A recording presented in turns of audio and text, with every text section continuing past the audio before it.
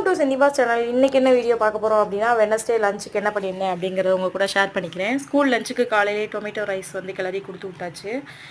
மத்தியானம் வந்து 1 kg அளவுக்கு சிக்கன் எடுத்து வச்சுருந்தேன். சிக்கன் குழம்புக்கும் 65க்கும் தேவையான அளவு தனித்தனியாக பிரித்து எடுத்து வச்சாச்சு. இப்போ வந்து 65 பண்ணுறதுக்கு வந்து மேக்னேட் பண்ணி எடுத்து வச்சுட்டேன். பசங்க வந்தோடனே பொரிச்சு கொடுத்துக்கலாம். குழம்பு பண்ணுறதுக்கு என்னென்ன மசாலா அரைக்கலாம் அப்படிங்கிறத பார்க்கலாம்.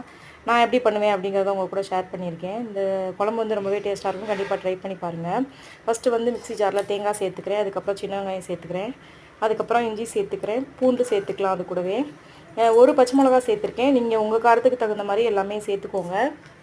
இதை நல்லா ஐஸாக அரைச்சிக்கலாம். இன்றைக்கி நான் வந்து இதை வந்து குக்கரில் தான் பண்ண போகிறேன். அதனால் தேவையான அளவு ஆயில் சேர்த்துக்கலாம். அதுக்கப்புறம் சோம்பு சேர்த்துக்கலாம். அது கூட கருவேப்பிலை சேர்த்துக்கலாம். கருவேப்பிலை சேர்த்து சின்ன வெங்காயம் அது கூட நான் சேர்த்துக்கிறேன். சேர்த்து நல்லா வதக்கி விட்டுக்கலாம். அது கூட 3 தக்காளியை வந்து கட் பண்ணி எடுத்து வச்சுருக்கேன். அதையும் சேர்த்துக்கலாம். சேர்த்து நல்லா வதக்கி விட்டுக்கோங்க. இது நல்லா வதங்குறதுக்காக கல் உப்பும் மஞ்சத்தூளும் சேர்த்துக்கிறேன். நீங்கள் தேவையான அளவு உப்பு சேர்த்து இது கூட வதக்கி விட்டுருங்க. குழம்புக்கு தேவையான உப்பை இப்போயே சேர்த்துக்கலாம். சேர்த்து நல்லா வதக்கி இது நல்லா வதங்கினதுக்கப்புறம் நம்ம வந்து க்ளீன் பண்ணி வச்சுருக்க சிக்கனை இது கூட சேர்க்க போகிறோம். குழம்புக்கு தேவையான சிக்கனையும் சேர்த்து நார்மல் ஃப்ளேமில் வச்சு மூடி போட்டு கிண்டி கிண்டி விடுங்க. இந்த டொமேட்டோ வெங்காயம் எல்லாமே அது கூட சேர்ந்து நல்லா மசாலாலாம் அது கூட சேர்ந்து கலந்து வந்துடும். அதுக்கப்புறம் நம்ம தேவையான மசாலாலாம் இது கூட சேர்த்துக்கலாம். நான் வந்து வெறும் மிளகாத்தூள் எடுத்து வச்சுருக்கேன் 2 ஸ்பூன், அதையும் சேர்த்துக்கிறேன்.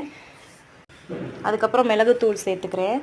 அதுக்கப்புறம் 2 ஸ்பூன் வந்து எல்லாமே கலந்த மசாலா போட்டு வச்சுருக்கேன், அதுக்கு சேர்த்துக்கிறேன். அதுக்கப்புறம் அரைச்சி வச்ச மசாலா விழுதையும் இது கூட சேர்த்துக்கலாம்.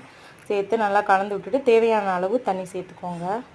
இந்த குழம்புக்கு தேவையான அளவு நீங்கள் தனியாக வைக்கிறீங்களோ எப்படி வைக்கிறீங்களோ அதுக்கேற்ற மாதிரி சேர்த்துக்கோங்க. நான் எப்போவுமே ஒரே மாதிரி தான் பண்ணுவேன் அப்படின்லாம் கிடையாது. ஒரு சில டைமிங்கில் சோம்பு சீரகம் அரைச்சி வச்சும் பண்ணுவேன், இந்த மாதிரி பண்ணுவேன். இதுவுமே டேஸ்ட் வந்து ரொம்பவே சூப்பராக இருக்கும்.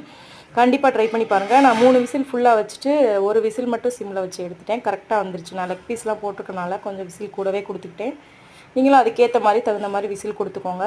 குழம்பு ரொம்பவே டேஸ்ட்டாக இருக்கும். கண்டிப்பாக ட்ரை பண்ணி பாருங்கள். அப்புறம் வந்து லஞ்ச் டைம் வந்துருச்சு. அதுக்கப்புறம் நானுமே கொஞ்சம் 65 பண்ணிவிட்டு லஞ்சு சாப்பிட ஆரம்பிச்சிட்டேன். கண்டிப்பாக இந்த குழம்பை வந்து நீங்கள் ட்ரை பண்ணி பார்த்துட்டு எப்படி இருக்குன்னு சொல்லுங்கள். காலையில் வந்து ஒயிட் ரைஸ் பண்ணியிருந்தேன், அதையே நான் வந்து மதியானம் லஞ்சுக்குமே எடுத்துக்கிட்டேன். ஓகே ஃப்ரெண்ட்ஸ், இந்த வீடியோ பிடிச்சிருந்துச்சுன்னா சப்ஸ்கிரைப் பண்ணுங்கள். தேங்க்யூ. தேங்க்ஸ் ஃபார் வாட்சிங்.